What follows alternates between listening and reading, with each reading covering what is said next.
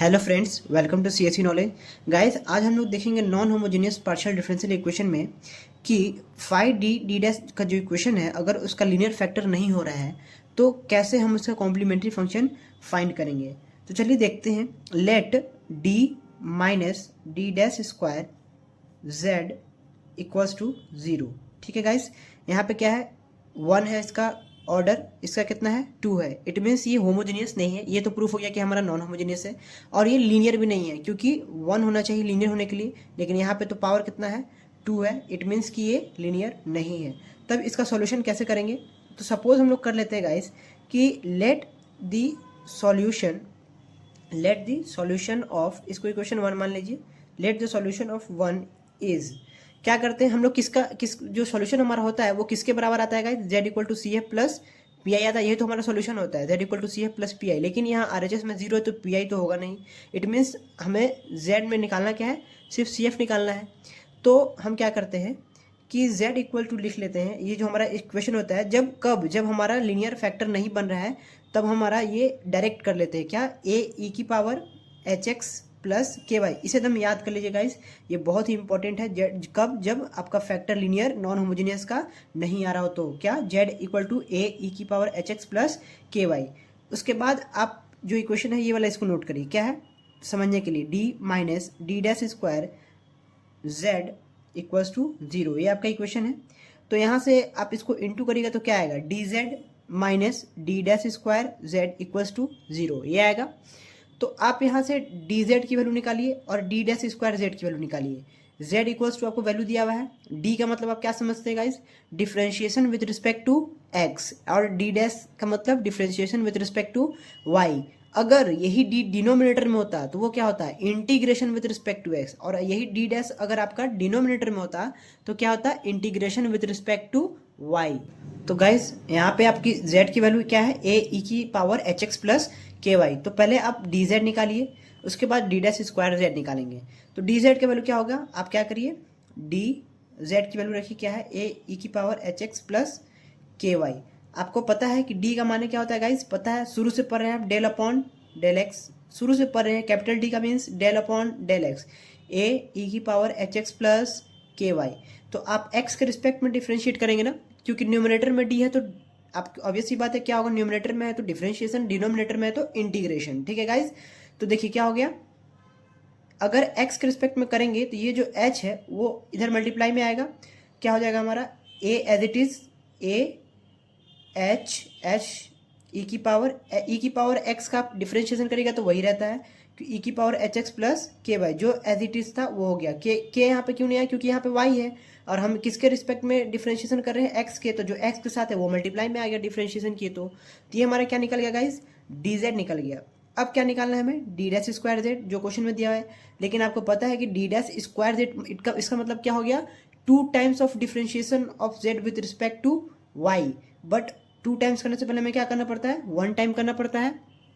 तो देखिए यहाँ पे करते हैं हम लोग, सबसे पहले क्या करेंगे, डी डैश जेड की वैल्यू निकाल रहे हैं। तो जेड हम, डी डैश का मतलब क्या हो गया यहाँ पर आपका डेल अपॉन डेल वाई, और आपका इक्वेशन क्या है जेड का, देखिए ए ई की पावर एच एक्स प्लस के वाई।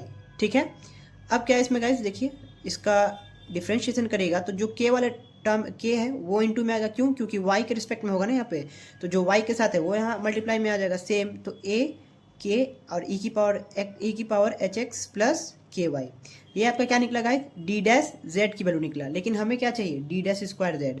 तो यहाँ से डी डैश स्क्वायर जेड की वैल्यू क्या हो जाएगी, फिर से डी डैश जेड का एक बार और करेगा तो डी डैश स्क्वायर निकल जाएगा। तो ए के स्क्वायर ई की पावर एच एक्स प्लस के वाई, क्योंकि ई की पावर एक्स का आप जितने टाइम्स भी करिए वही रहता है, बस जिसके रिस्पेक्ट में हो रहा है अगर उसके साथ कुछ है तो वो मल्टीप्लाई होते चला जाएगा। यानी आपका डी डैश स्क्वायर जेड क्या आ गया, ए के स्क्वायर ई की पावर एच एक्स प्लस के वाई। उसके बाद क्या करते हैं गाइस हम लोग कि डी डैश क्या क्या हमें चाहिए था, देखिए एक डी जेड चाहिए था, एक डी डैश स्क्वायर जेड चाहिए था, इसको वन मानिए। अब क्या कहेंगे, put this value in equation one. तो इसको पुट करते हैं तो क्या है हमारा equation one, D Z minus D dash square Z equals to zero. तो डी जेड की वैल्यू आपको क्या आएगा इस, देखिए यहाँ पे डी जेड की वैल्यू ए एच ई की पावर एच एक्स प्लस के वाई, एक ये आ गया, और यहाँ पे आपका डी डैश स्क्वायर जेड की वैल्यू आप कैलकुलेट कर चुके हैं, तो माइनस ए के स्क्वायर ए की पावर एच एक्स प्लस के वाई। अब आपको गाइस इक्वल्स टू 0, जेड तो लिखाएगा नहीं क्योंकि हम जेड की वैल्यू कैलकुलेट कर चुके हैं साथ में। तो अब क्या हो जाएगा, देखिए यहाँ पे कॉमन देखिए क्या आ रहा है, ए ई की पावर एच एक्स प्लस के वाई, ये आपका कॉमन है। तो क्या बचा ब्रैकेट में, H minus K square equals to 0। देखिए कितना सिंपल था गाइस इसमें कैलकुलेशन। अब क्या हो जाएगा आपका, देखिए, तो देखिए यहाँ पे गाइस अब क्या करेंगे, 0 किसके इक्वल होगा, इस टर्म के तो हो नहीं सकता क्योंकि ई की पावर कुछ भी समथिंग ये कभी 0 के इक्वल नहीं होगा। 0 के इक्वल ऑलवेज कौन होगा, ये जो एच और के वाला इक्वेशन रहेगा। तो क्या हो जाएगा, H minus K square equals to 0, it means H equals to K square. आपका ये वैल्यू आया एच का। अब गाइज क्या क्या देंगे, सो जो हमारा जनरल इक्वेशन है वो क्या बनेगा, सो general solution so general solution is given by किसके अकॉर्डिंग हमारा जो सॉल्यूशन है गिवन होगा, ये इस इक्वेशन का जो सबसे पहले हमने माना था, ये हमारा सॉल्यूशन है। सॉल्यूशन हमारा होता था, याद करिए, Z equal to C F plus P I, P I यहाँ पे होगा नहीं क्योंकि 0 है। तो हमारा क्या हो गया equation, Z equals to directly ये हो जाता है कब, जब हमारा फैक्टर लीनियर नहीं हो तब, ए ई की पावर एच एक्स प्लस के वाई। तो अब कुछ नहीं करना है, बस जो एच का वैल्यू आएगा यहाँ पे पुट कर दिएगा, आपका आंसर हो जाएगा। तो हमारा फाइनल आंसर क्या हो जाएगा इस, देखिए यहाँ पे हमारा फाइनल आंसर हो जाएगा जेड इक्वल्स टू ए ई, और यहाँ पे देखिए क्या था, एच इक्वल्स टू आप क्या फाइंड किए हैं, के स्क्वायर, ए ई, एच का जगह क्या कर दिए, ए ई की power k square x plus के वाई।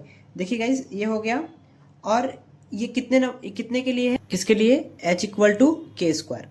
तो गाइज यहाँ पे जो फाइनल आंसर लिखते हैं उसके साथ हम लगाते हैं क्या, summation, z equal to summation of a e की power k square x plus के वाई, ये हमारा फाइनल आंसर हो गया गाइज। तो देखिए इसमें था क्या कि अगर आपका जो डी डैश वाली इक्वेशन है, अगर आप उसको लीनियर फैक्टर में कन्वर्ट नहीं कर पा रहे हैं, तब उसका हम जनरल सॉल्यूशन कैसे निकालेंगे, उसका कॉम्प्लीमेंट्री फंक्शन कैसे निकालेंगे वो देखते हैं। और अगर यहाँ पे आरएचएस में कोई इक्वेशन होता तो हम उसका पीआई भी निकालते हैं, जो हम रूल है वो रूल्स हम आगे पढ़ेंगे गाइज।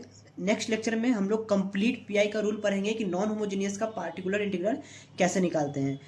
तो हम लोग एक और क्वेश्चन देखते हैं। सपोज कि हमारा एक क्वेश्चन है, D minus 2d dash minus 1d minus 2d dash square minus 1 Z equals to 0, ये हमारा क्वेश्चन है गाइज। अब आपको एक चीज़ दिख रहा हो, ये पार्ट तो हमारा लीनियर है, लेकिन ये पार्ट हमारा लीनियर नहीं है क्योंकि यहाँ पे पावर 2 दिख रहा है हमें। तो गाइज इसमें कुछ नहीं करना है, आपको सबसे पहले एक पार्ट को सॉल्व कर लीजिए, उसके बाद दूसरे पार्ट को सॉल्व कर लीजिए। तो इसका आप तो डायरेक्ट जानते हैं, अगर ये लीनियर है तो इसका क्या होता है, ई की पावर ए एक्स प्लस कब होता है, जब यहाँ माइनस होता है, यहाँ माइनस कब होता है, जब ये प्लस होता है। आपको पता है कि जो भी साइन रहे अपोजिट कर देना है दोनों तरफ। इट मीन्स कि अगर यहाँ प्लस है तो यहाँ माइनस होता, और यहाँ माइनस है तो प्लस होगा। इट मीन्स ई की पावर ए एक्स क्या हो जाएगा, F1 y, यहाँ पे माइनस है तो प्लस y प्लस 2x। देखिए इसका कितना सिंपली निकल गया लीनियर का। देखिए गाइज आपने एक पार्ट सॉल्व हो गया हमारा, अब एक पार्ट क्या बचा है, ये तो बीच में तो प्लस आएगा, लेकिन पहले इसको सॉल्व कर लेते हैं। अब अभी आपने सब सीख लिया कि कैसे सॉल्व करेंगे, D minus 2d dash square minus 1 Z equals to 0। अगर लीनियर नहीं है तो क्या करते हैं, सबसे पहले ये मैं आपको बता दे रहा हूँ, ये आपको खुद सॉल्व करना है गाइज, ठीक है। तो डी जेड निकालेंगे, फिर क्या निकालेंगे, डी डैश स्क्वायर जेड निकालेंगे। देख रहे हैं ना, आपको इंटू करिएगा तो एक बार डी जेड आएगा, एक बार डी डैश स्क्वायर जेड आएगा, और माइनस एक बार क्या रहेगा, जेड रहेगा जब 1 को इंटू करिएगा तो। और आपको जेड की वैल्यू क्या पता है, क्या होता है, ए ई की पावर एच एक्स प्लस के वाई। तो इसमें आपको कुछ करना नहीं है गाइस, बस इन तीनों का वैल्यू निकालना है।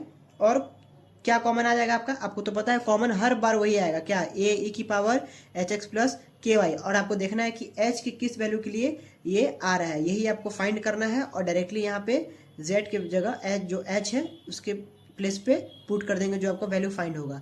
तो यही आपका फाइनल आंसर हो जाएगा इस, मतलब एक तो ये होगा प्लस करके वो आंसर होगा जो आपका कैलकुलेट, एच का वैल्यू कैलकुलेट करने के बाद जो पुट करेंगे वो यहाँ पे प्लस में आ जाएगा, वही आपका फाइनल आंसर होगा। ठीक है गाइस, तो आई होप कि आपको ये लेक्चर अच्छे से समझ में आया हो। आज के लिए इतना ही रहने देते हैं।